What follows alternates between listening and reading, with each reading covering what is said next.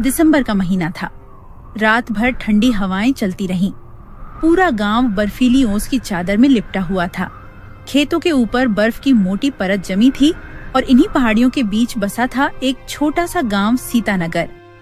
यही गांव अपनी खूबसूरती के लिए जाना जाता था, पर इस सुंदरता के पीछे छिपी थी एक सच्चाई। यहाँ के लोग गरीबी और संघर्ष से जूझ रहे थे। अरे गोविंद, दीनदयाल जी ने आज बुलाया है ना? चलो, मैं तो भूल ही गया था यार। हाँ विपिन, मुझे याद है, पर सच बताऊं, आग के पास से उठने का मन ही नहीं कर रहा। आज तो ठंड कुछ ज्यादा ही बढ़ गई है। दोनों के मुंह से निकली हर सांस धुएं की तरह उड़ रही थी। सामने जलती आग में लकड़ियां छटक रही थीं और बाहर पहाड़ों पर बर्फ की पहली परत जम चुकी थी।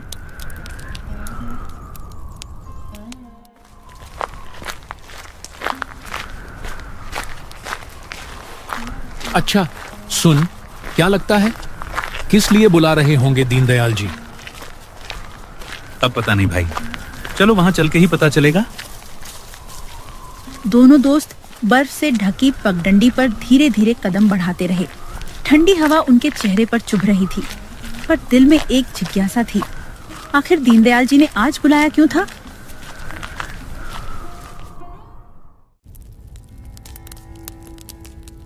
जी सेठ जी, आपने बुलाया था? हाँ देखो बिपिन, अब ठंडियां बढ़ती ही जा रही हैं। अब कोई काम नहीं हो पाएगा, तो तुम लोग भी कल से काम पर आना बंद कर दो। मैं भी पूरी ठंड में शहर जा रहा हूं। सेठ जी, आप ही का तो सहारा है, ऐसा मत बोलिए। हम गरीबों का क्या होगा फिर? सेठ दीनदयाल चुप रहे। उनके चेहरे पर कोई जवाब नहीं था। आग की लौ में झलक रहा था दो गरीब मजदूरों का टूटा हुआ सहारा।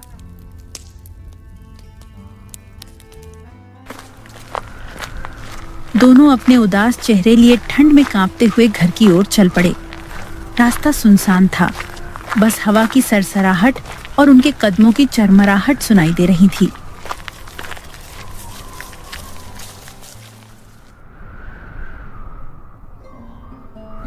विपिन, तुम्हारे तो माँ और बहन है, मेरी तो पत्नी और 2 छोटे बच्चे हैं।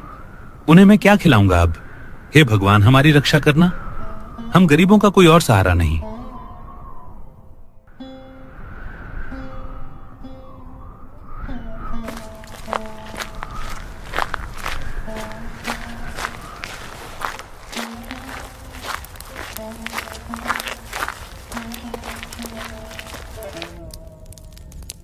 क्या हुआ जी? आपका चेहरा इतना लटका हुआ क्यों है? क्या बताऊं माधुरी, दीनदयाल जी अब यहाँ नहीं रहेंगे। उन्होंने हमें काम से निकाल दिया। क्या? अब क्या होगा? जी, रोज के पैसों से ही तो हमारा घर चलता है। आज का राशन तो है, पर कल से हमें भूखा ही रहना पड़ेगा। थोड़ी देर तक दोनों चुप बैठे रहे। झोपड़ी में बस चूल्हे में जलती लकड़ियों की टिक टिक और चकचक की आवाज गूंज रही थी। माधुरी, मैं सेठ विक्रम दास से कुछ पैसे ब्याज पर लाया हूँ, और जो हमारा बंजर खेत पड़ा है ना, उसी पर हम सब्जियां उगाएंगे और बेचकर उनके पैसे लौटा देंगे। क्या? आप उनसे पैसा क्यों लाए? जी, उनसे उधार लेना मतलब अपनी मौत को दावत देना है। तो और क्या करता माधुरी, वैसे भी तो बिना खाने के मर ही जाते हम लोग। गोविंद की बातों में बेबसी थी, पर माधुरी की आंखों में डर साफ झलक रहा था, क्योंकि सेठ विक्रमदास का नाम सुनते ही पूरे गांव में सन्नाटा छा जाता था।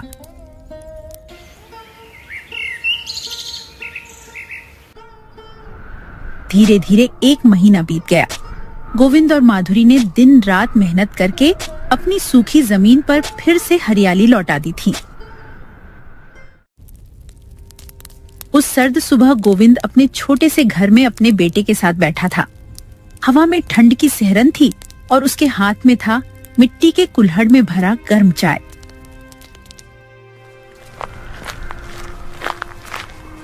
तभी बाहर किसी के आने की आहट हुई। अरे सेठ विक्रम दास जी, आप इस वक्त यहाँ? हाँ गोविंद, सोचा जरा देखने आऊं कि मेरी मेहनत के पैसे कैसे उग रहे हैं तुम्हारी जमीन में। कल चिन्ह महीना पूरा हो गया था, याद है ना तुमको? मैं अपने ब्याज के पैसे लेने आया हूं।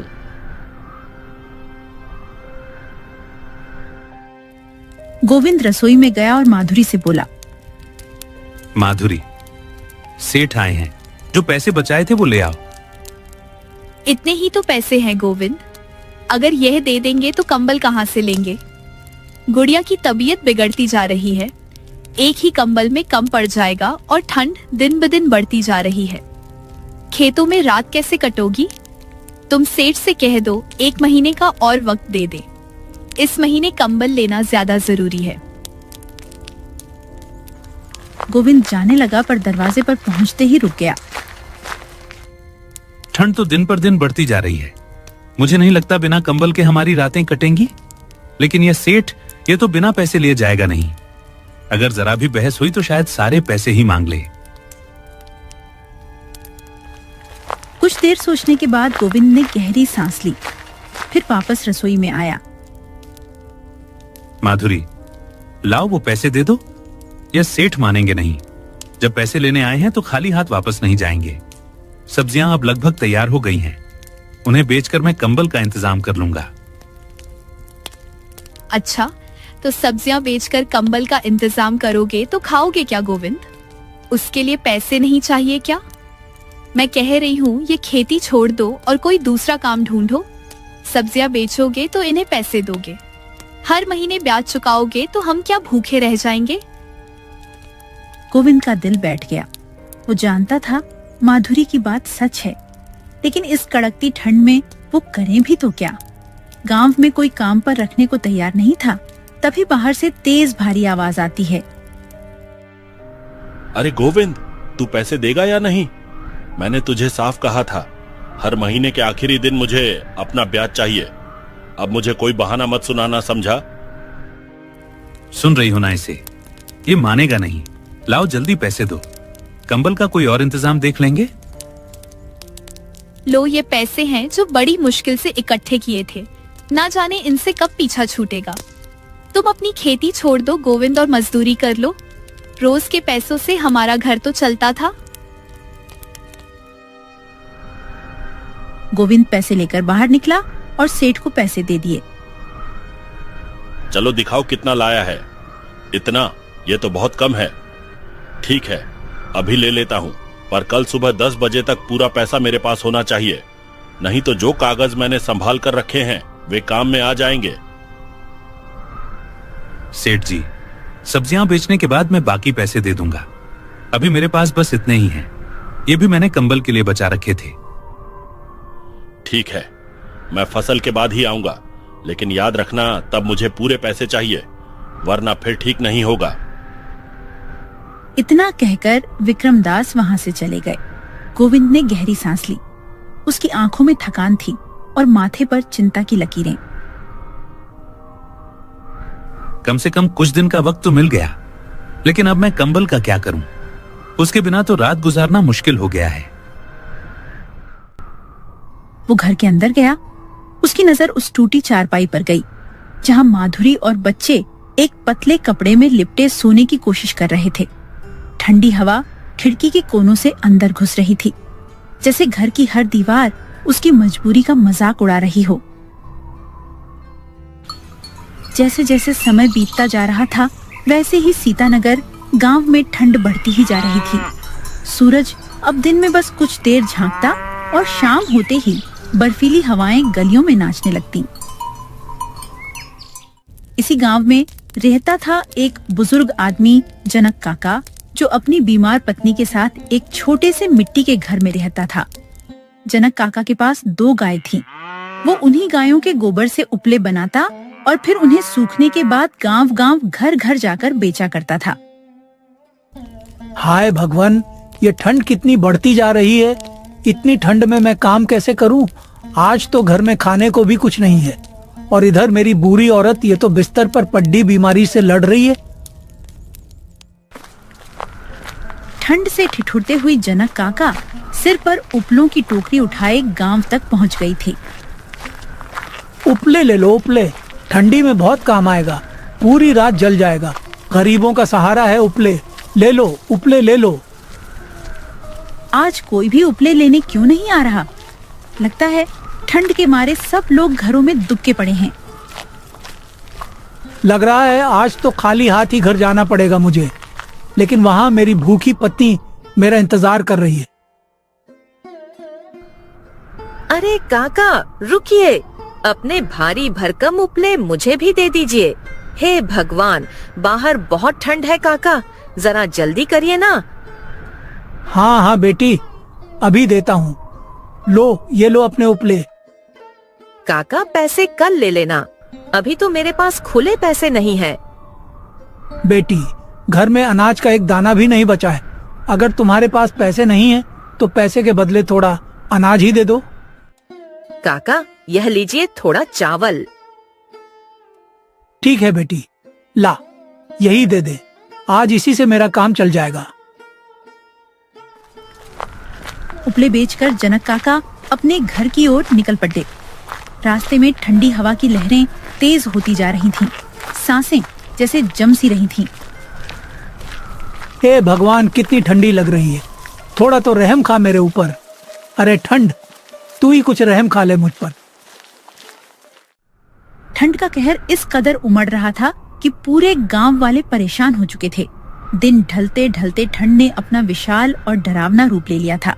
रात गहराने लगी और उसी काली घुटन भरी अंधेरी रात में अचानक आसमान छक से फटता हुआ लगा। कड़कती बिजली के साथ साथ मूसलाधार बारिश भी शुरू हो गई।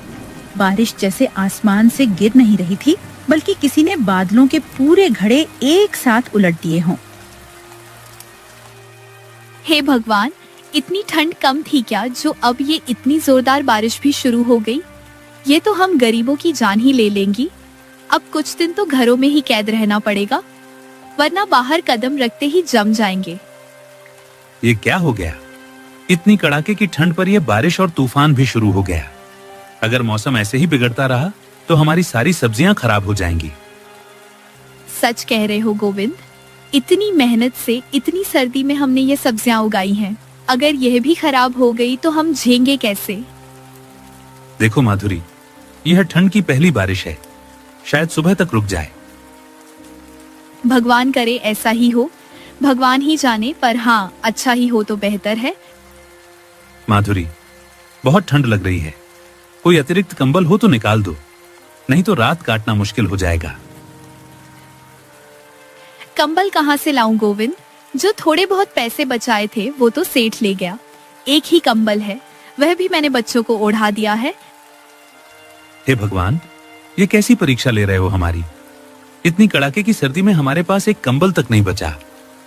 ऐसा करो माधुरी, जरा चूल्हा जला दो, थोड़ी गर्माहट मिल जाएगी, वरना इस रात में तबीयत बिगड़ जाएगी हमारी। माधुरी ने किसी तरह चूल्हा जलाया। गीली लकड़ियों से धुआं निकल रहा था, पर थोड़ा बहुत ताप मिल ही गया। सब लोग चूल्हे के पास सिकुड़ कर बैठे। उस आग की हल्की सी गर्मी ही उनके लिए सहारा बनी हुई थी। बाहर बारिश का शोर और अंदर हर चेहरे पर चिंता और थकान की लकीरें। बारिश रुकी ही नहीं। पूरे 4 दिन तक लगातार आसमान बरसता ही रहा। कोई भी घर से बाहर नहीं निकला। किसी के पास हिम्मत नहीं बची थी और ना ही कोई उम्मीद।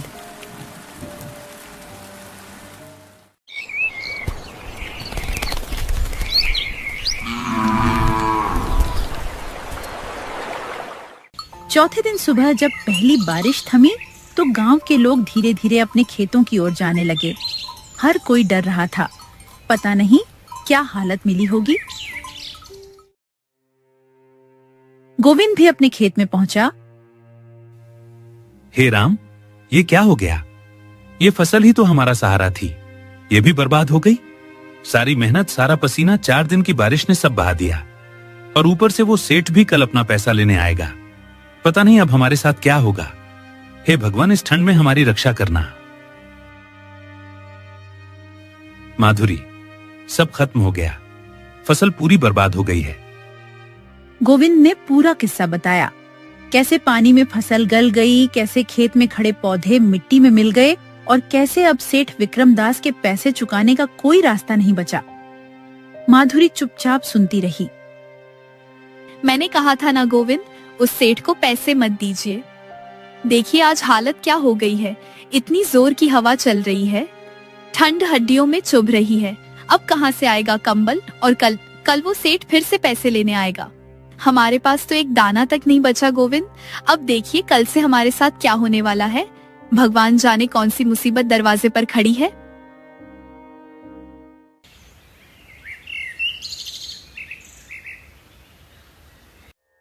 रात भर जागते जागते गोविंद और माधुरी की आंखों में नींद का एक कतरा भी नहीं आया। गोविंद बस अंधेरे को ताकता रहा। उसे पता था कि सुबह एक तूफान उनके दरवाजे पर दस्तक देगा।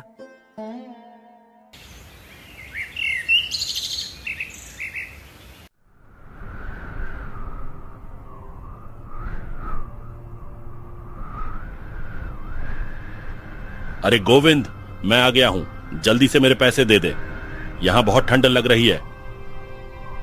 सेठ जी मुझे माफ कर दीजिए, आज मैं आपके पैसे नहीं दे सकता।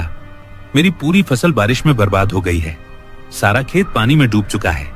मैं हाथ जोड़कर कहता हूँ, कृपया मुझे थोड़ा समय दे दीजिए, मैं कोई और काम ढूंढ लूंगा और सबसे पहले आपके पैसे चुका दूंगा। मुझे कोई बहाना नहीं चाहिए गोविंद, बस पैसे चाहिए अभी के अभी। और अगर नहीं दे सकता तो सुन ले, आज से यह घर और तेरा खेत दोनों मेरे हुए। जब पैसे ले आएगा तब वापस ले लेना। थोड़ा तो रहम खाइए, ये घर मेरा आशियाना है, यहाँ मेरी पत्नी है, मेरे छोटे छोटे बच्चे हैं। इतनी ठंड में मैं इन्हें लेकर कहां जाऊंगा? मुझे कुछ नहीं सुनना है, अभी इसी वक्त अपने बीवी बच्चों को लेकर इस घर से निकल जा गोविंद, और जब पैसे हो तब वापस आ जाना।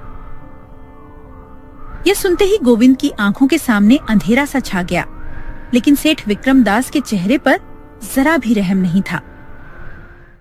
कुछ ही मिनटों में माधुरी, गोविंद और उनके 2 छोटे बच्चे उस जमा देने वाली ठंड में घर से बेघर कर दिए गए। बाहर हवा ऐसे चल रही थी जैसे कोई नुकीली चीज चुभ रही हो। आसमान काला था और सूरज कहीं दिखाई ही नहीं दे रहा था। गोविंद, बहुत ठंड लग रही है, इस साड़ी में कितनी ही ताकत हो, इतना सर्द मौसम कैसे झेलूं?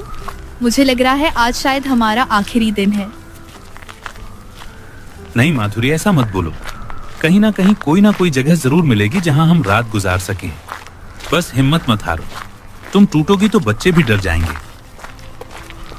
कुछ दूरी तक लड़खड़ाते हुए चलते चलते गांव के किनारे अचानक उन्हें एक पुरानी सी झोपड़ी दिखाई दी। ठंड और थकान से टूट चुके थे वो लोग। धीरे से उस झोपड़ी में चले गए। लगता है यहाँ अभी कोई नहीं है। चलो जब तक इस झोपड़ी का मालिक नहीं आता हम लोग यहीं रुक लेते हैं। जब वो आएगा हम उसे सारी बात बता देंगे, शायद वो हमारी मजबूरी समझ जाए। यूं ही सोचते सोचते सब उस झोपड़ी में ठहर गए। माधुरी ने कुछ लकड़ियां इकट्ठी की और आग जला दी ताकि सबको थोड़ी गर्माहट मिल सके। अच्छा हुआ, थोड़ा सुकून मिला। इतनी ठंड में भटक भटक कर हालत खराब हो गई थी। हाँ, लेकिन पता नहीं ये झोपड़ी किसकी है। मालिक आएंगे तो ना जाने क्या कहेंगे। इतनी तेज सर्दी में अगर यहाँ से भी जाना पड़ा, हम जाएंगे कहाँ? सब लोग आग के पास बैठे ही थे कि तभी झोपड़ी का दरवाजा चरमराया और जनक काका अंदर आ गए। यह घर उन्हीं का था। अरे बेटा, तुम लोग कौन हो और इस ठंड में यहाँ क्या कर रहे हो? फिर गोविंद ने धीरे धीरे पूरे हादसे की बात जनक काका को बता दी। कैसे फसल बर्बाद हुई, कैसे सेठ ने घर और खेत छीन लिया और कैसे वह सब ठंड में भटकते फिर रहे थे। हे भगवान, कैसा निर्दयी आदमी है वो सेठ। बेटा चिंता मत करो, जिसने तुम्हारे साथ ऐसा किया है ऊपर वाला उसके साथ भी वैसा ही करेगा। तुम सब बेफिक्र रहो, जितने दिन चाहो यहाँ रह सकते हो। मेरा तो कोई बेटा बेटी भी नहीं है। गरीब का दर्द मैं अच्छे से समझता हूँ। कोई बात नहीं काका, अब हम सब आपका भी ख्याल रखेंगे। कई दिन ऐसे ही गुजर जाते हैं। धीरे धीरे अब सूरज भी अच्छे से निकलने लगा था। गांव वाले अपने अपने घरों के बाहर बैठकर धूप सेंकने लगे थे। गोविंद और जनक काका भी झोपड़ी के बाहर चौखट पर बैठे मीठी धूप का मजा ले रहे थे। बेटा, अब मैं चलता हूँ। उपले बेचने का समय हो गया है। काका, अब आप कहीं नहीं जाएंगे। आज से उपले मैं बेचूंगा। आप बस आराम कीजिए। गोविंद उसी दिन उपले बेचने निकल गया। किस्मत ने भी साथ दिया। खेतों में मजदूरी का काम मिल गया। धीरे धीरे घर की हालत संभलने लगी और उनकी जिंदगी फिर से पटरी पर आने लगी। गोविंद की मेहनत और उसकी सीधी सच्ची नीयत आखिरकार रंग ले आई। कई कोशिशों के बाद वो सेठ से अपना घर और खेत दोनों छुड़वा लेता है और फिर जिस घर से आंसू बहाकर निकले थे उसी घर में दोबारा सुकून से अपने पूरे परिवार के साथ रहने लगा। ये कहानी रामपुर गांव की है, जहां सर्दियों का मौसम अपने शुरुआती दिनों पर था।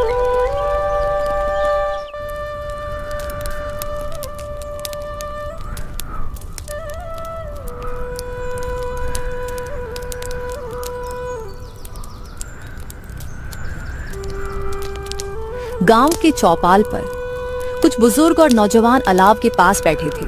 जलती लकड़ियों की मध्यम आवाज और आग की तपिश उन्हें सर्दी से राहत दे रही थी। इस बार तो ठंड बहुत बढ़ गई है भाई। खेतों में काम करना मुश्किल हो गया है और अभी तो सर्दी का सबसे मुश्किल समय आना बाकी है। हाँ, सही कहा। पिछली रात तो कांपते हुए सोने में गुजारी। अगर ये ठंड ऐसे ही रही तो बहुत मुश्किल होगी। पता नहीं इस बार किसका क्या होगा, कुछ कह नहीं सकते। घर पर तो लकड़ी भी खत्म हो रही है। पता नहीं इस बार सर्दियों का सामना कैसे करेंगे। यह सर्दी हर साल गरीबों की हालत खराब कर देती है।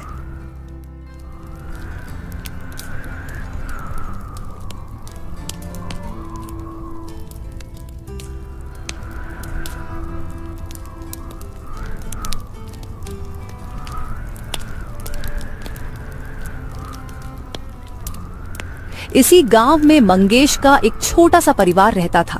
परिवार में उसकी बूढ़ी माँ यशोदा और उसकी पत्नी वैशाली थी। तीनों इस कड़कड़ाती ठंड में आग के पास बैठे थे। लकड़ियों से उठती हल्की हल्की चिंगारियां और जलती आग की तपिश उन्हें ठंड से बचा रही थी। मंगेश, यह ठंड अब सही नहीं जा रही।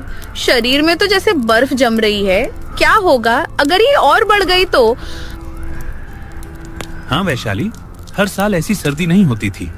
इस बार तो जैसे ठंड का कहर है, लकड़ी भी खत्म हो रही है। ठंड का ऐसा असर पहली बार देख रही हूँ। ना जाने यह कब खत्म होगी। हम कितने दिन और इस ठंड को झेल पाएंगे? आप सही कह रही हैं माँ। इस बार तो हड्डियां तक टूटने लगी हैं। रात को सोना भी मुश्किल हो गया है। अब लगता है अब तो यह ठंड हमें ले डूबेगी। क्या करें वैशाली, बाहर काम करना भी मुश्किल हो रहा है। जब सर्दी होती है तो कोई भी खेत में काम करने नहीं आता।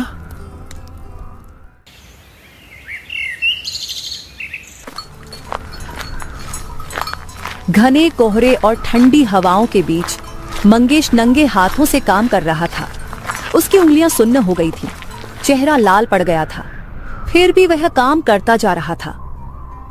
हे भगवान, ये ठंड तो जान ले लेगी। हाथ जैसे जड़ हो गए हैं, लेकिन घर चलाने के लिए काम करना ही पड़ेगा। कौन सुनेगा हमारी मजबूरी।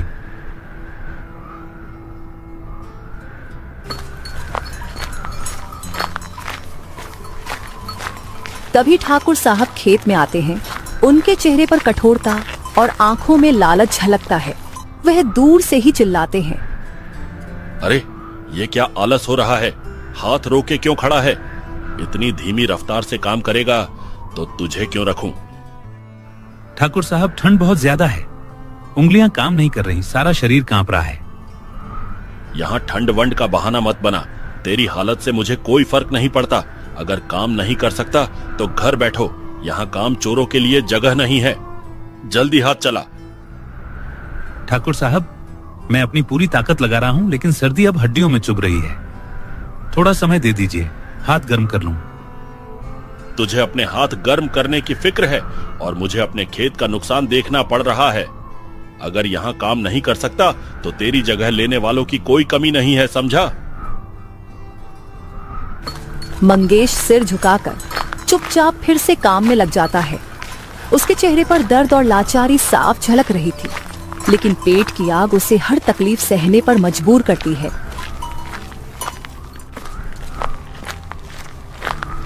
काम खत्म करके थका हारा मंगेश घर की ओर चल देता है। ठंडी हवाएं और भी बढ़ चुकी थी और उसका शरीर बहुत थक चुका था। मंगेश भाई, आप तो लग रहे हो जैसे बर्फ में फंसे हो। आओ हमारे पास बैठो, यहाँ थोड़ी गर्मी मिल जाएगी। नहीं भाई, मुझे तो बस घर पहुंचना है, काम करके थक गया हूँ। तुम सच में बहुत थके हुए लग रहे हो। आओ थोड़ी देर बैठो, हमें भी तुमसे बात करनी है। ये ठंड सभी को परेशान कर रही है। लेकिन कब तक इसी तरह से दिन गुजरेंगे? घर में सब चिंतित हैं। ठंड ने तो सबकी हालत खराब कर दी है। तुम सही कहते हो, ठंड और गरीबी ने सबको बहुत तोड़ा है। लेकिन उम्मीद मत छोड़ो मंगेश भाई, एक दिन सब कुछ बदल जाएगा। ठीक है दोस्तों, मुझे अब घर लौटना चाहिए। तुम्हारे साथ बैठकर अच्छा लगा। भगवान का आशीर्वाद तुम लोगों पर बना रहे। तुम भी ध्यान रखना मंगेश भाई।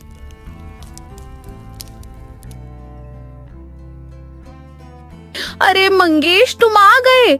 देखो, माँ की तबीयत कुछ ठीक नहीं लग रही। ठंड के कारण उनका शरीर कांप रहा है। क्या हुआ? माँ को सुबह तक तो ठीक थी।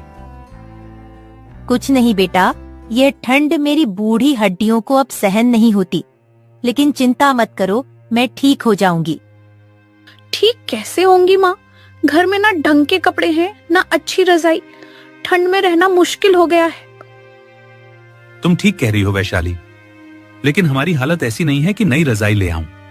मेरे पास तो लकड़ी तक खरीदने के पैसे नहीं हैं।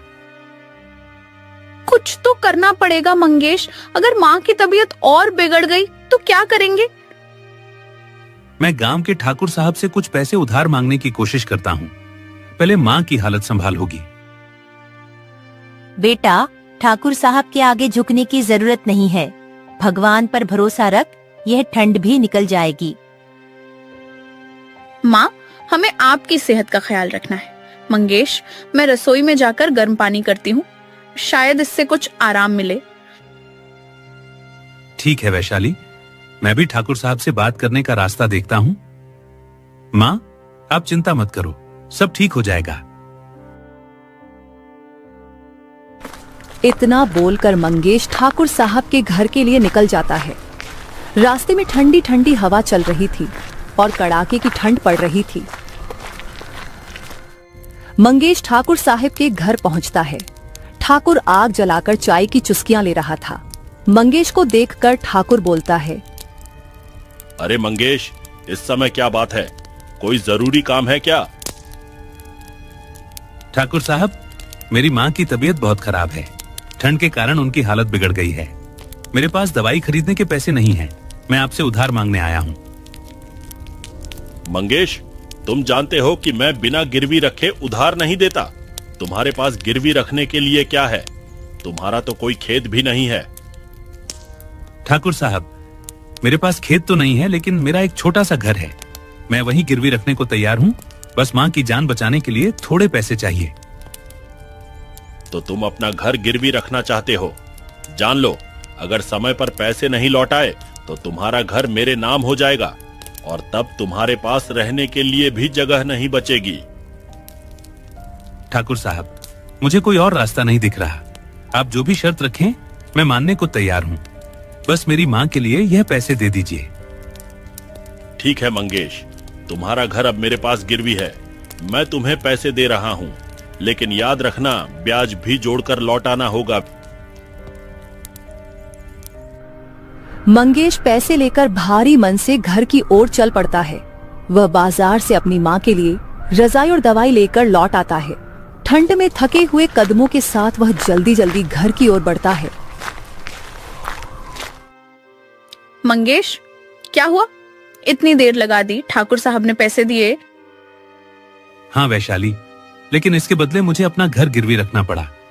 अब ठाकुर साहब के पैसे चुकाने तक ये घर भी हमारा नहीं रहेगा। घर गिरवी रख दिया मंगेश, यह तो बहुत बड़ा खतरा है। अगर पैसे नहीं चुकाए तो हम कहाँ जाएंगे? वैशाली, मैं जानता हूँ, लेकिन माँ की जान बचाने के लिए मुझे यह करना पड़ा। मैं दिन रात मेहनत करूंगा और यह कर्ज उतार दूंगा। मैं माँ के लिए दवाई और रजाई लाया हूँ, साथ में आटा और दाल भी है। तुम जल्दी से खाना बना लो, फिर माँ को खिलाकर दवाई दे देना। उनकी सेहत को लेकर हमें कोई लापरवाही नहीं बरतनी चाहिए।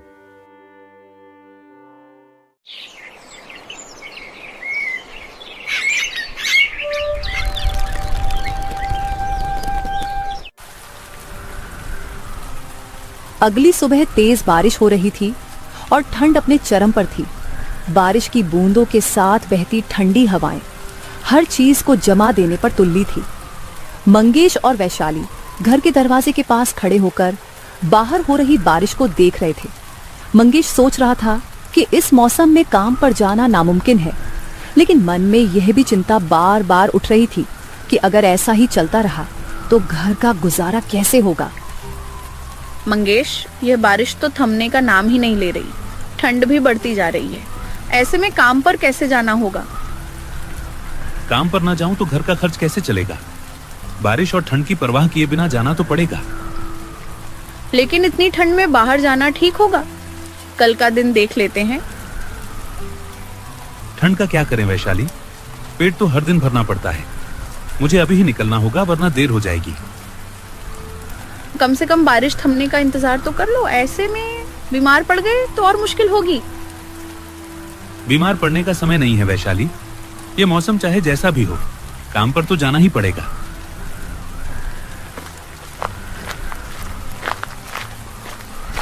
इतना कहकर मंगेश तेज बारिश और ठंडी हवाओं के बीच काम पर जाने के लिए निकल पड़ता है।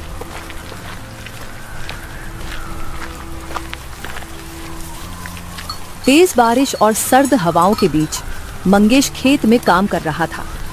कपड़े पूरी तरह भीग चुके थे और ठंड से उसके हाथ कांप रहे थे। बावजूद इसके परिवार की जिम्मेदारी ने उसे काम करने से नहीं रोका।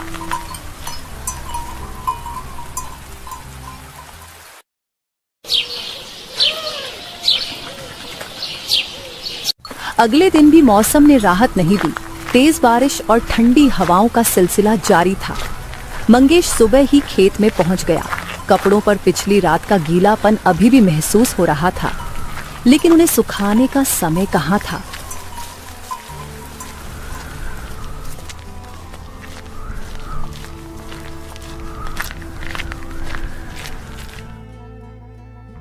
भाभी, जल्दी से खेत पर चलो, मंगेश भाई को कुछ हो गया है। क्या हुआ राजू? वह तो थोड़ी देर पहले ही खेत को गए थे। सब ठीक तो है ना?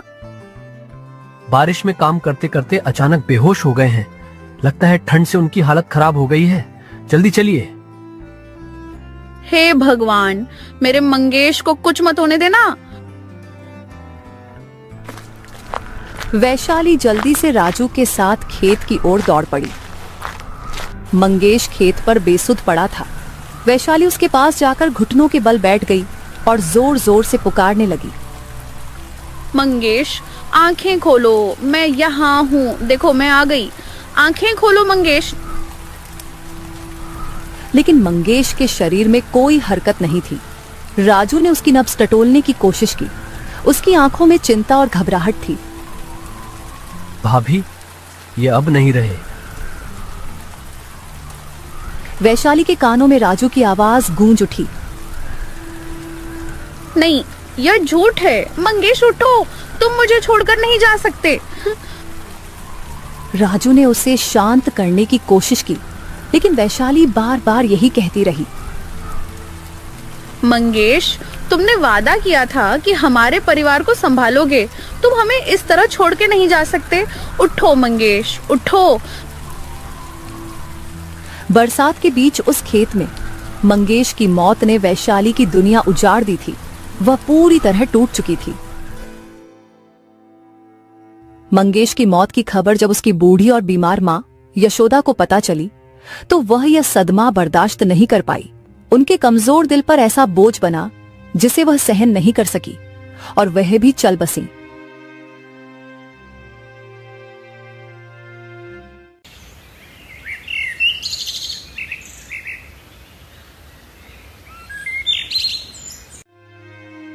वैशाली के लिए यह क्षण असहनीय था।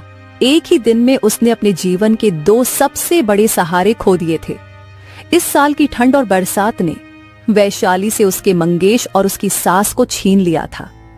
वैशाली अकेले रसोई में बैठी थी। यशोदा और मंगेश की यादें उसके मन में घूम रही थीं।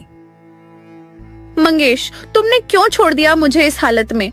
और मम्मी, तुम भी चली गई। अब यह घर सूना हो गया है। मैं किससे बात करूं? किसके सहारे जीऊं?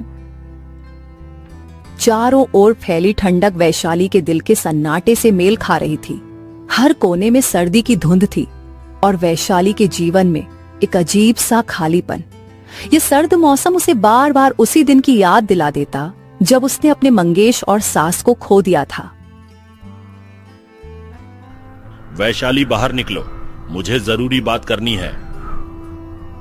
वैशाली घबराते हुए बाहर निकलती है। ठाकुर साहब एक कठोर आदमी था जिसके चेहरे पर क्रूरता झलक रही थी। ठाकुर साहब, आप यहाँ कैसे? मैं वह पैसे लेने आया हूँ जो तुम्हारे पति मंगेश ने मुझसे 5,000 उधार लिए थे, और तुम जानती हो इस घर को उसने गिरवी भी रखा था। ठाकुर साहब, अभी मेरे पास कुछ भी नहीं है। मंगेश के जाने के बाद मैं खुद मुश्किल से गुजारा कर रही हूँ। थोड़ा वक्त दे दीजिए। वक्त? मैं किसी को वक्त नहीं देता। अगर पैसे नहीं दे सकती तो यह घर और जमीन मेरा है। अगले महीने तक इसे खाली कर दो। ठाकुर साहब, कृपा कीजिए। ये घर मेरे पति की आखिरी निशानी है। मेरे पास और कुछ नहीं है। मुझसे हमदर्दी की उम्मीद मत करो। मैं सिर्फ अपना हक लेने आया हूँ। 1 महीने का वक्त दे रहा हूँ। अगर पैसे नहीं दिए तो यह घर मेरा होगा। तैयार रहना। ठाकुर साहब अब गुस्से से चला जाता है। उसके जाते ही वैशाली फूट फूट कर रोने लगती है। उसकी सिसकियों की आवाज सर्द हवाओं में घुलकर गूंज रही थी। हे भगवान, ये कैसी परीक्षा ले रहे हो? मंगेश, तुमने मुझे अकेला क्यों छोड़ दिया? अब इस घर को कैसे बचाऊं? मैं कहां जाऊं? किससे मदद मांगूं? सर्दी अब भी अपनी पूरी तेजी पर थी। हवाओं में बर्फीली ठंड घुली हुई थी और वैशाली के शरीर के हर हिस्से में ठंड की चुभन महसूस हो रही थी। लेकिन उसे अब अपने और इस घर के लिए कुछ करना था। पेट भरने के लिए उसने ठानी कि वह आज किसी से भी काम मांगने जाएगी। वैशाली ने अपने पुराने फटे हुए कपड़े पहने और गांव के घरों की ओर बढ़ी। हर दरवाजे पर खड़े होकर उसने काम मांगने की शुरुआत की, ये उम्मीद करते हुए कि शायद कोई उसकी मदद करेगा। भैया, मुझे कुछ काम दे दो। घर में जो भी छोटा मोटा काम हो मैं कर लूंगी। मेरी मदद करो, मैं बहुत मुश्किल में हूँ। लेकिन अंदर से कोई आवाज नहीं आई। वैशाली ने थोड़ा इंतजार किया, फिर निराश होकर दूसरे घर की ओर बढ़ी। बहन जी, अगर कुछ काम हो तो मुझे दे दीजिए, मुझे बहुत जरूरत है। इस समय हमारे पास कोई काम नहीं है। मैं अपना काम खुद ही कर लेती हूँ। तुम किसी दूसरे घर जाओ। वैशाली चुपचाप सिर झुकाए चली आती है। वैशाली की आंखों में आंसू थे और गहरी सांस लेते हुए उसने खुद से कहा, ये ठंड, ये सर्द हवाएं सब मेरे लिए हैं। कोई नहीं है जो मेरी मदद करे, लेकिन मुझे हार नहीं माननी है। मुझे अकेले ही जीना होगा। वैशाली ने अपनी आंखों में छिपे आंसुओं को अंदर ही अंदर पीते हुए धीरे धीरे कदम बढ़ाए और खाली हाथ घर लौट आई। वैशाली घर लौटी और उसे एहसास हुआ कि घर में खाने के लिए कुछ भी नहीं था। उसके पेट में भूख की लहर उठ रही थी, लेकिन कुछ नहीं था। वह चूल्हे के पास बैठ गई। थोड़ी देर तक चूल्हे के पास बैठने के बाद निराश होकर बिस्तर की ओर बढ़ी और खाली पेट सोने चली गई। उसकी आंखों में थकान और अकेलापन था, जैसे उम्मीदें पूरी तरह से खत्म हो चुकी हों।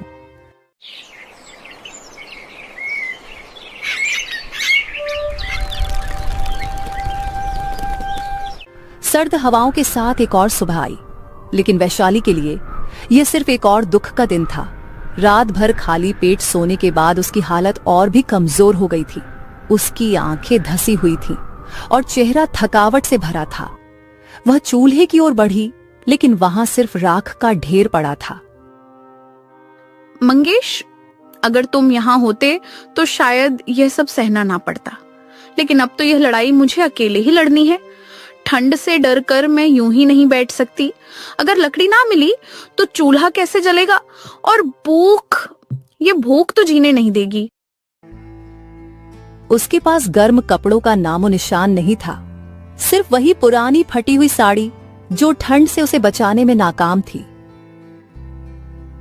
पर पेट की भूख और चूल्हा जलाने की मजबूरी ने उसे लकड़ी लेने जाने के लिए मजबूर कर दिया। वह कांपते हुए जंगल की ओर चल पड़ी। जंगल पहुंचकर उसने लकड़ियां खोजनी शुरू की। बारिश ने सब कुछ गीला कर दिया था, लेकिन किसी तरह उसने सूखी लकड़ियां इकट्ठी की। ठंड से कांपते हाथों से लकड़ियों का गट्ठर उठाया और घर की ओर चल पड़ी।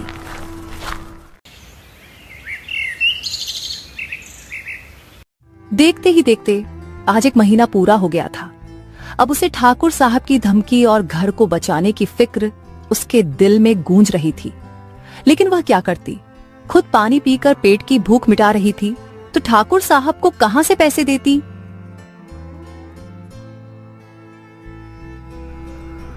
भाई, क्या तुम्हारे यहाँ कुछ काम मिल सकता है? मुझे पैसों की सख्त जरूरत है। वैशाली बहन, हमारे खेतों में भी अभी ज्यादा काम नहीं है, लेकिन अगर कुछ हुआ तो तुम्हें जरूर बुलाऊंगा।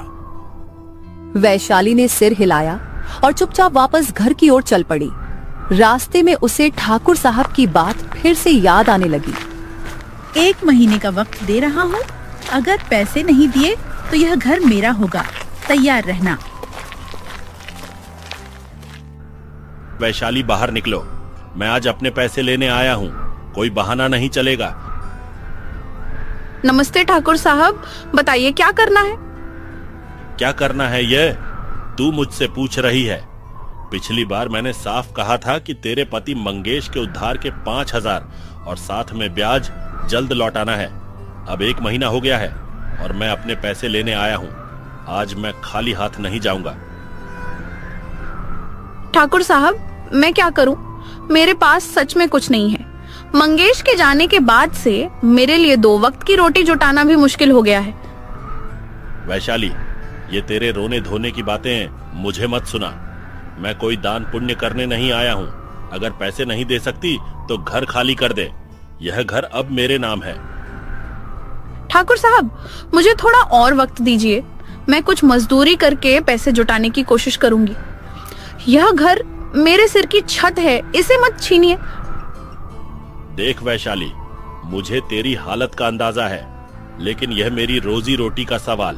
मैं तुझे 15 दिन का और वक्त देता हूँ। उसके बाद अगर पैसे नहीं मिले तो यह घर मेरा समझिए। ठाकुर फिर आएगा और मेरा घर छीन लेगा, लेकिन मैं हार मानने वालों में से नहीं हूँ। गांव में सर्दी और बारिश के कारण कोई जंगल नहीं जा रहा लकड़ी लाने। अगर मैं जंगल से लकड़ियां इकट्ठा करूं और गांव वालों को बेचूं तो शायद पैसे जुटा लूं। यह मुश्किल तो है, लेकिन मेरे पास और कोई रास्ता नहीं है। वह जंगल की ओर चल देती है। बीच रास्ते में फिर बारिश शुरू हो जाती है। बारिश और ठंड से डरकर घर में बैठने से कुछ नहीं होगा। अगर मंगेश जिंदा होता तो वह भी यही करता। अब मुझे अपने लिए लड़ना होगा। जंगल पहुंचकर उसने लकड़ियां खोजनी शुरू की। बारिश ने सब कुछ गीला कर दिया था। लोग सोचते हैं कि इस ठंड में जंगल जाना मुश्किल है, लेकिन मुझे तो यह करना ही पड़ेगा। यह लकड़ी मेरे घर को बचाने का एक जरिया है। वैशाली गांव लौटती है। गांव वाले उसे देखकर हैरान होते हैं। अरे वैशाली, इस सर्दी और बारिश में तुम जंगल कैसे चली गई? लकड़ियां तो कोई नहीं ला रहा इन दिनों। भैया, सर्दी और बारिश से डरकर पेट नहीं भरा जा सकता। अगर आप लोगों को लकड़ी चाहिए तो मैं हर दिन जंगल से लाकर बेचूंगी। ठीक है, हम तुम्हारी लकड़ी खरीदेंगे। तुम लाती रहना, हम तुम्हें कीमत देंगे। गांव वाले लकड़ियां खरीदने लगते हैं। वैशाली के चेहरे पर हल्की राहत और संतोष का भाव आता है। वह सोचती है कि अगर इसी तरह वह हर दिन मेहनत करे तो शायद ठाकुर साहब का कर्ज झुका पाएगी। लगातार बारिश के कारण लोग जंगल से लकड़ी लाना बंद कर चुके थे। धीरे धीरे उनके घरों में लकड़ियां खत्म होने लगी थीं। ठंड इतनी बढ़ गई थी कि बिना चूल्हा जलाए दिन गुजारना मुश्किल हो गया था। इस कठिन समय में वैशाली अकेली थी, जो जंगल से लकड़ियां ला रही थी। धीरे धीरे गांव के लोग उसके घर के बाहर जमा होने लगे। हर किसी को लकड़ी चाहिए थी। कुछ अमीर लोग जो हर हाल में लकड़ी चाहते थे, वैशाली को ऊंची कीमत देने की पेशकश करने लगे। वैशाली ने इस भीड़ और दबाव को संभालते हुए ईमानदारी से सबकी जरूरतें पूरी करने का फैसला किया। वैशाली ने अपनी मेहनत और ईमानदारी से सिर्फ 15 दिनों में ठाकुर साहब का पूरा कर्ज चुका दिया।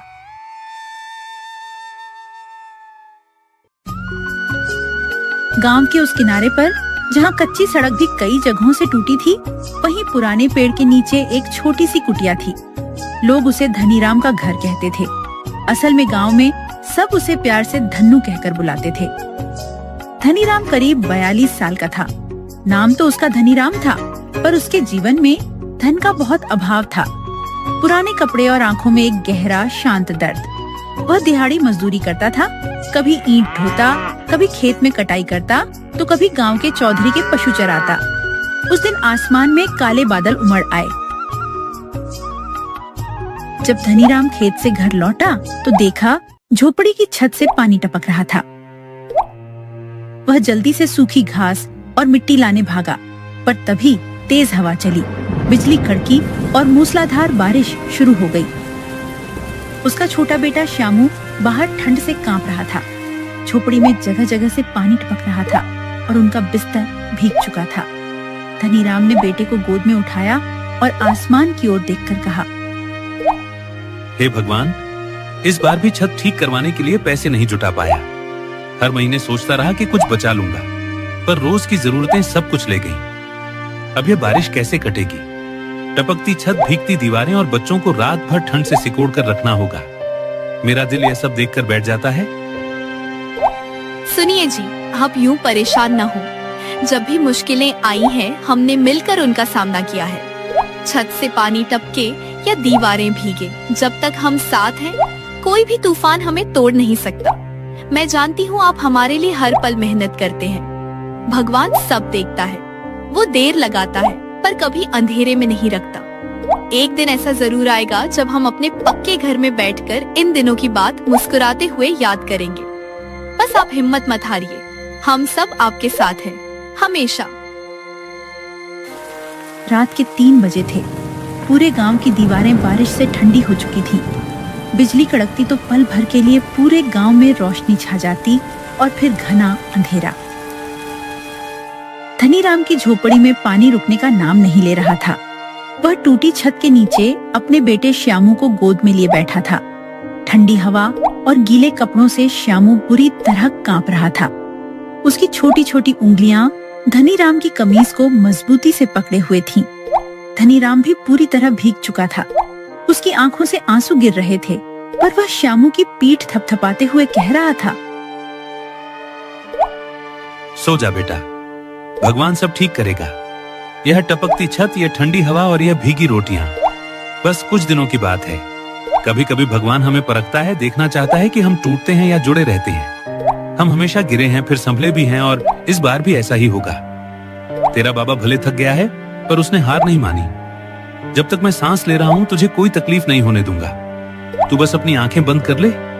मेरी गोद में दुनिया की सारी परेशानियां हार जाएंगी। सो जा बेटा, भगवान सब देख रहा है। वो बहुत बड़ा है, सब ठीक कर देगा। पर उस रात भगवान शायद उनकी सबसे बड़ी परीक्षा ले रहे थे। बारिश तेज होती गई। आधी रात तक झोपड़ी की छत की मिट्टी पूरी तरह गल गई। अचानक एक तेज आवाज के साथ छत का एक बड़ा हिस्सा ढहकर नीचे गिर पड़ा। मिट्टी, घास और पानी का मलबा गिरते ही झोपड़ी में और भी अंधेरा छा गया। डर के मारे श्यामू धनीराम से लिपट गया। धनीराम ने कांपती आवाज में कहा, डर मत बेटा, मैं हूं ना। पर उसके खुद के होंठ ठंड से नीले पड़ गए थे।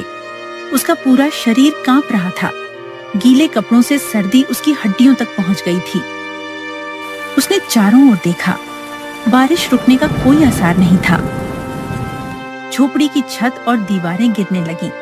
उसकी पत्नी भी घबराने लगी। अब यहाँ एक पल भी नहीं रुक सकते। छत तो पूरी तरह गिर चुकी है, दीवारें भी कभी भी गिर सकती हैं। अगर हम यहाँ रहे तो कुछ भी हो सकता है। चलो भागते हैं, जल्दी। पर जाएंगे कहाँ जी? बाहर तो और भी ज्यादा पानी है। हर तरफ कीचड़ और तेज बहाव है। फिर भी अगर आप कह रहे हैं तो चलिए। भगवान से बस यही दुआ है कि हमारे बच्चे को कुछ न हो। हम फिर से सब बना लेंगे, पर जान से बढ़कर कुछ नहीं। उसने श्यामू को उठाया, भीगी जमीन पर पैर रखा और बाहर निकल आया। कीचड़ में उसके पैर धंसते जा रहे थे। आंखों से आंसू और बारिश का पानी दोनों बह रहे थे। रात के उस घने अंधेरे में बिजली की चमक के सहारे उसने गांव के दूसरे छोर पर बने अपने चाचा चाची के पक्के घर की ओर देखा। हर कदम पर उसका दिल डूब रहा था। रास्ते में वह सोचता रहा। चाचा तो हमेशा मुझे निकम्मा कहते हैं कि मैं कभी अपने पैरों पर खड़ा नहीं हो पाऊंगा, हमेशा दूसरों के सहारे ही जीऊंगा।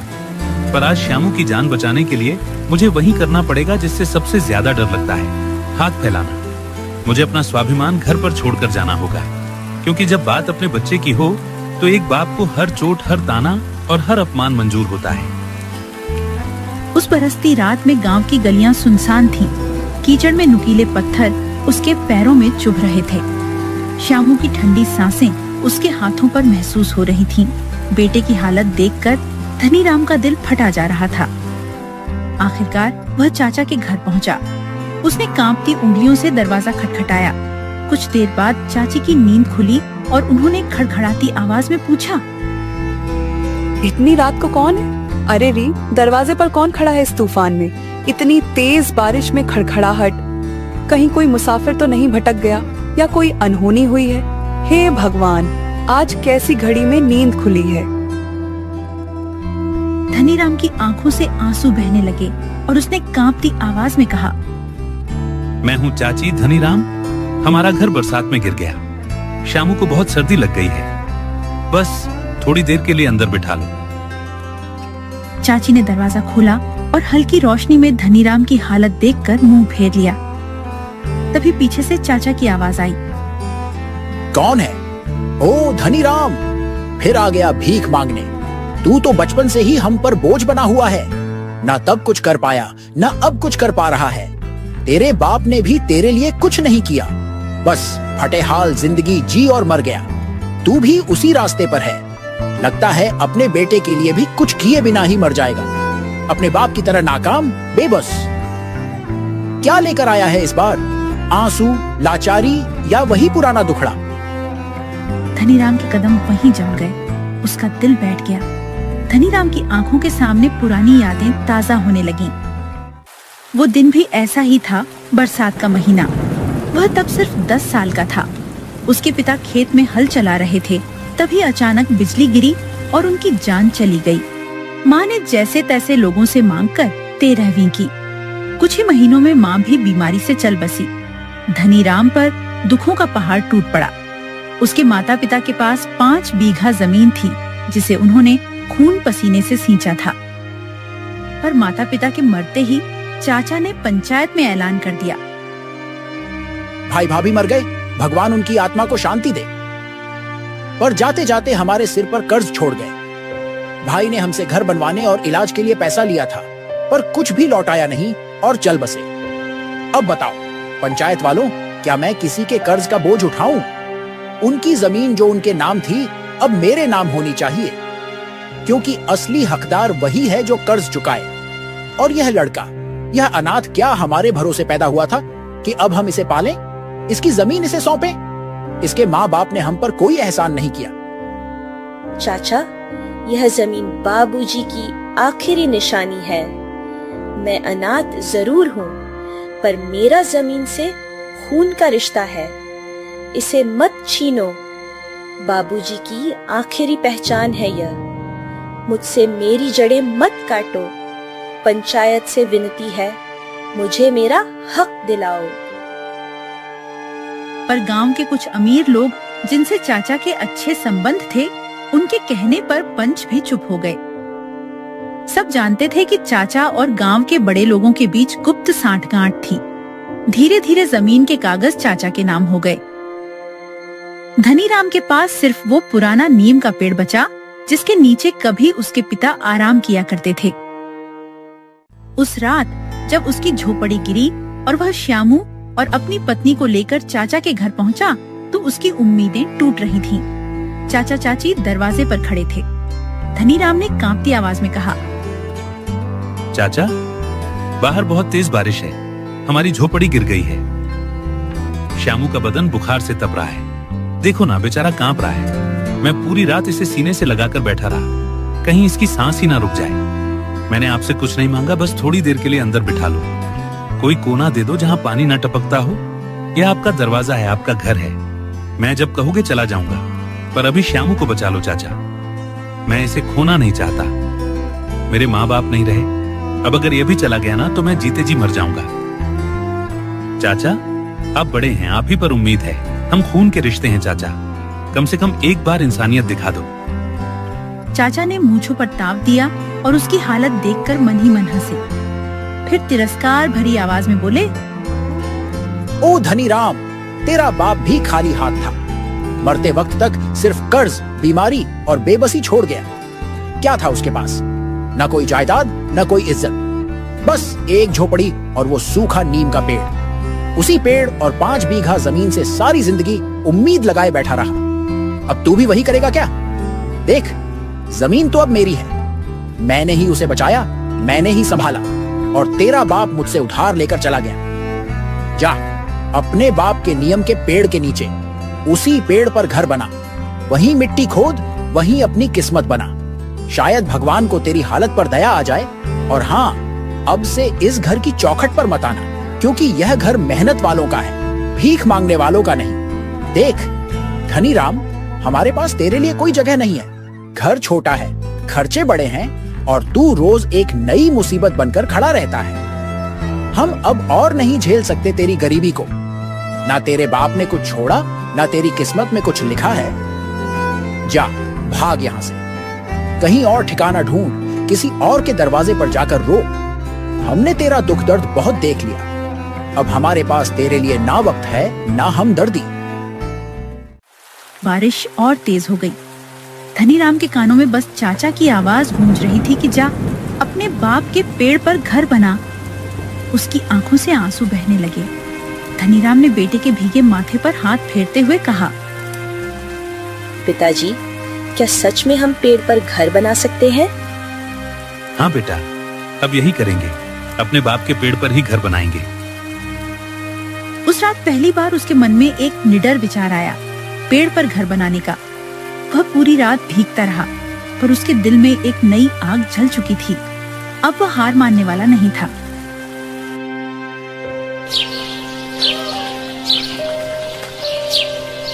रात बीत गई। सुबह होते ही बारिश थम चुकी थी, पर चारों ओर ठंडक फैली थी। गांव के लोग अपने अपने काम में लग गए थे। धनीराम अपने बेटे श्यामू को लेकर उसी नीम के पेड़ के नीचे बैठा था जहां कभी उसका बचपन बीता था। ठंड से कांपते हुए श्यामू बोला, बाबा, अब हमारा घर कहाँ बनेगा? हर कोई तो हमें दुत्कार रहा है, कोई भी हमें अपने आंगन में जगह नहीं दे रहा। क्या हम ऐसे ही दर दर भटकते रहेंगे? क्या हमारा कोई आसरा नहीं बचेगा? नहीं बेटा, हमारा घर यहीं बनेगा। हाँ, वहीं तेरे दादा के उस पुराने नीम के पेड़ के नीचे, जहां मेरे बाबूजी घंटों बैठा करते थे, अपनी थकान मिटाते थे, सपने देखते थे। वो पेड़ अब सिर्फ छांव नहीं देगा, वह अब हमारा आसरा बनेगा। हमारी नई जिंदगी की शुरुआत यहीं से होगी, क्योंकि जड़ें यहीं हैं बेटा, और जहां जड़ें हों वहीं घर होता है।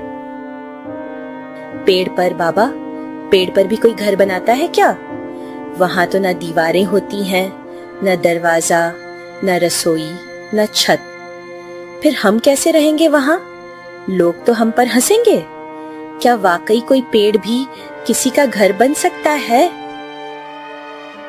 हाँ बेटा, जब अपने ठोकर मारते हैं, जब हर दरवाजा बंद हो जाता है, जब रिश्तों की दीवारें गिर जाती हैं, तब भगवान खुद एक टहनी को छत बना देता है, एक जड़ को दीवार बना देता है। घर ईंट पत्थर से नहीं, अपनापन और उम्मीद से बनता है। और जहाँ सच्चाई और सब्र हो, वहाँ एक पेड़ भी महलों से बड़ा घर बन जाता है। धनीराम की आंखों में एक अलग सी चमक आ गई थी। उसने आसमान की ओर देखा, फिर पेड़ की मोटी शाखाओं को देखा। उसकी निगाहों में ठान लेने की जिद साफ नजर आ रही थी। उसने गांव के बढ़ई से कुछ टूटी फूटी लकड़ियां और पुरानी सीढ़ियां मांगी। बढ़ई ने हंसते हुए उसका मजाक उड़ाया कि भला कोई पेड़ पर घर कैसे बना सकता है। लगता है गरीबी धनीराम के सिर पर हावी हो गई है, जो ऐसे उलटे सीधे विचार उसके मन में आ रहे हैं। पर धनीराम ने किसी की नहीं सुनी। वह टूटी लकड़ियां, पुराने खप्पर और रस्सी लेकर पेड़ के नीचे बैठ गया। श्यामू भी उसके पास बैठकर देख रहा था। उसके बाबा के हाथ कांप रहे थे, पर उनका हौसला नहीं कांप रहा था। धनीराम ने सबसे पहले पेड़ के चारों ओर मजबूत रस्सी बांधी, फिर एक एक कर लकड़ियों को शाखाओं पर जमाना शुरू किया। हाथ कांप रहे थे, कीचड़ लगी मिट्टी उसके पैरों से सूखकर झड़ रही थी, पर उसका मन जैसे पत्थर का हो गया था।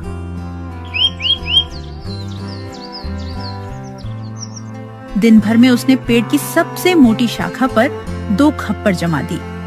शाम तक उसने शाखाओं को जोड़कर एक छोटा सा तख्त बना लिया। 3 दिन और 3 रातें बीत गईं। बारिश कभी रुकती, कभी फिर से शुरू हो जाती। सुनिए जी, ये घर, ये जो आप पेड़ पर बनाने की सोच रहे हैं, ये सच में बन जाएगा ना? मैं जानती हूँ हालात बहुत खराब है, लोग ताने भी मार रहे हैं, पर क्या सच में एक दिन हमारा भी कोई ठिकाना होगा? हाँ, जरूर बनेगा। चाहे दिन रात एक करना पड़े, चाहे हाथों में छाले पड़ जाए, चाहे लोग हंस हंस कर मुझे पागल कहें, पर मैं रुकूंगा नहीं। अब कोई हमारा घर हमसे नहीं छीन सकेगा। ये घर जमीन पर ना सही, आसमान के नीचे बनेगा, पेड़ की शाखाओं पर ही सही, पर इसका हर पत्ता, हर तिनका हमारा होगा। बारिश आए, तूफान आए, ये घर डोलेगा जरूर, पर गिरेगा नहीं, क्योंकि इसे मैं सिर्फ लकड़ी से नहीं, अपने जज्बे से, अपने बेटे के सपने से और तुम्हारी आंखों की उम्मीद से बना रहा हूँ। धनीराम का हौसला एक पल के लिए भी नहीं डगमगाया। पत्नी और श्यामू भी उसके पास बैठकर मदद करते। श्यामू कभी लकड़ियां पकड़ता, कभी रस्सी पकड़ा देता। उसकी आंखों में बाबा के लिए गर्व और प्यार साफ झलक रहा था। तीसरे दिन शाम तक धनीराम ने पेड़ पर एक छोटा मगर मजबूत घर बना लिया। पेड़ की मोटी शाखाओं पर लकड़ियों से तख्त बनाकर उसके चारों ओर खप्पर और बांस बांध दी।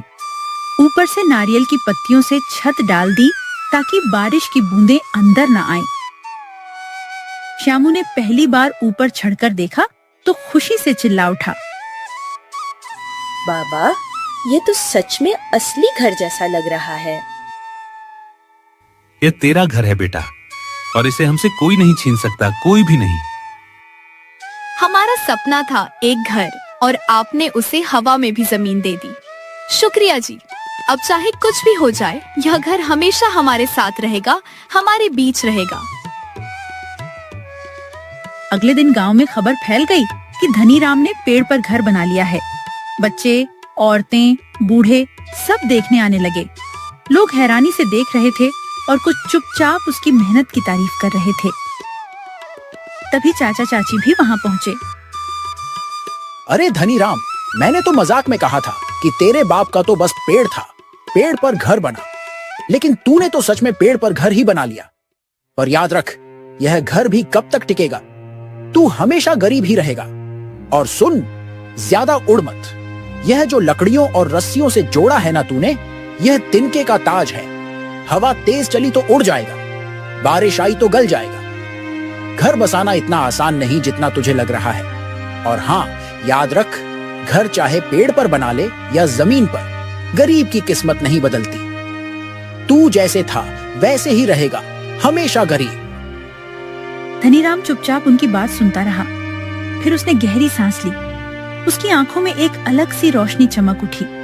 उसने दोनों की ओर देखकर धीरे मगर मजबूत आवाज में कहा, चाचा चाची, आपने मुझसे सब कुछ छीन लिया, मेरी जमीन, मेरे माँ बाप का घर, मेरा बचपन। लेकिन ये देखो, इस बार मैंने जो बनाया है उसे कोई नहीं छीन सकता। आपने मुझे जमीन से काट दिया, पर मैंने आसमान को अपना बना लिया। हाँ, ये पेड़ पर है, लेकिन ये मेरी मेहनत का है, मेरी हिम्मत का है। आपने मुझे गिराने में कोई कसर नहीं छोड़ी, लेकिन देखो आज मैं सबसे ऊंचा हूँ, चाहे बारिश हो या तूफान।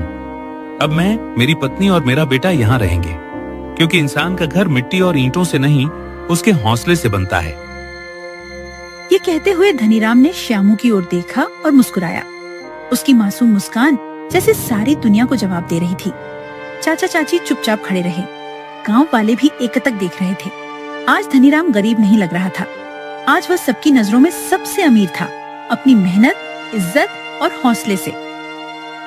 बरसात अपनी चरम सीमा पर थी। लगातार 3 दिन से बारिश थमी नहीं थी। गांव की गलियां कीचड़ में डूब चुकी थीं। नाले उफनने लगे थे और खेत तालाब बन गए थे। चौथे दिन सुबह सुबह गांव में हड़कंप मच गया। सैलाब आ गया था। पहाड़ी नदी का पानी अचानक बढ़ गया। तेज बहाव से गांव के कच्चे घर गिरने लगे। लोग इधर उधर भागने लगे। बच्चों की चीखें, औरतों की पुकारें, जानवरों की दौड़, हर तरफ अफरा तफरी मच गई। धनीराम अपने पेड़ पर बने घर में पत्नी और श्यामू के साथ था। नीचे पानी बढ़ता जा रहा था, लेकिन उसका पेड़ मजबूत था। गहरी जड़ों वाला नीम जैसे धरती को पकड़कर खड़ा हो, और ऊपर वो छोटा सा घर जैसे आसमान से उतरी कोई संजीवनी। नीचे से एक औरत की पुकार आई, कोई तो बचाओ, मेरा बच्चा पानी में बह गया। लोग अपनी जान बचाकर ऊंची जगहों की तलाश में थे, पर गांव में कोई भी इतना ऊंचा नहीं था, सिवाय धनीराम के पेड़ के घर के। गांव वालों की नजर उस पेड़ की ओर उठी जो कभी सबकी हंसी का पात्र था। अब वही एकमात्र सहारा लग रहा था। तभी धनीराम ने ऊपर से आवाज लगाई, जिसे भी जरूरत हो, जिसे भी ठिकाना ना मिला हो, जिसे दुनिया ने ठुकरा दिया हो या जिसे वक्त ने रुला दिया हो, वो बेझिझक ऊपर चढ़ाए। ये घर भले ही लकड़ी रस्सी से बना एक छोटा सा कोना है, पर इसमें इंसानियत के लिए बेहिसाब जगह है। यहाँ ना जात पूछी जाएगी, ना हालात देखे जाएंगे, सिर्फ दिल देखा जाएगा और दर्द समझा जाएगा। आ जाओ, ये घर छोटा है, पर इसका दिल बहुत बड़ा है। बच्चे, औरतें, बूढ़े एक एक करके घर में आए। श्यामू सबकी मदद कर रहा था। तभी उसने देखा चाचा और चाची भीगे हुए कांप रहे थे। उनकी आंखों में डर भी था और शर्म भी। चाचा की नजरें झुकी हुई थीं। वह कुछ कहने की हिम्मत नहीं कर पा रहा था। चाची कांपती आवाज में बोली, धनीराम बेटा, ये रात बहुत डरावनी लग रही है। हड्डियां तक ठंड से चटक रही हैं। हवा बदन चीरती जा रही है और पानी हर तरफ से बढ़ता ही जा रहा है। अगर तेरे इस छोटे से घर में थोड़ी सी भी जगह हो तो क्या हम भी वहाँ आ सकते हैं? हम नीचे रुक गए तो शायद डूब कर मर जाएंगे बेटा। धनीराम की आंखों के सामने वो सारी बातें घूम गईं। तानों की चोट, बेइज्जती की रात, जमीन छीनने का गुस्सा। लेकिन अगले ही पल उसने बेटे श्यामू की मासूम आंखों में देखा, जो कह रही थी, बाबा आप अच्छे हो ना? धनीराम ने एक लंबी सांस ली और कहा, ये घर सिर्फ लकड़ी और टीन का ढांचा नहीं है। ये उन सबके लिए है जिनके पास कोई छत नहीं, कोई आसरा नहीं, कोई अपना नहीं, जिनके सिर पर वक्त की मार है और दिल में बस एक उम्मीद बची है। आज आप भी उसी हाल में हो चाची, इसलिए ये घर, ये छोटी सी जगह अब आपकी भी है। आइए अंदर चलिए। ठंडी हवा से नहीं, बेगानेपन से डरना चाहिए, और यहाँ कोई बेगाना नहीं है। धनीराम, हमने तुझसे सब कुछ छीन लिया था बेटा। तेरी जमीन, तेरा हक, तेरी माँ की आखिरी निशानी तक। हमने तुझे बेघर किया, बेसहारा किया। हमने वो जुल्म किए जो शायद किसी पराये ने भी ना किए होते। फिर भी तू आज हमें अपने उसी घर में जगह दे रहा है जो तूने खुद अपने आंसुओं, अपने खून पसीने से बनाया। तूने हमें दुश्मन नहीं समझा, बल्कि ठंड से कांपते हमारे जिस्म को देखकर अपनी बाहें फैला दी। धनीराम, ऐसा बड़ा दिल, तू तो इंसान नहीं, फरिश्ता है बेटा, फरिश्ता।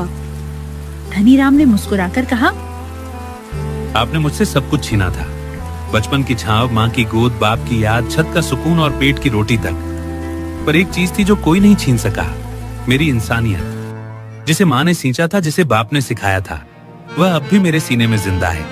मैंने वह रातें भी देखी हैं जब आसमान मेरा कंबल था और ठंडी जमीन मेरा बिस्तर। तब भी मैं लोगों से नफरत करना नहीं सीखा, पर अब जब भगवान ने मुझे एक छोटा सा सहारा दिया है, एक छत दी है, जिसे मैंने अपने खून पसीने से खड़ा किया है, तो बताइए क्या मैं उस भगवान की दी हुई नेमत को सिर्फ अपने लिए रख लूं?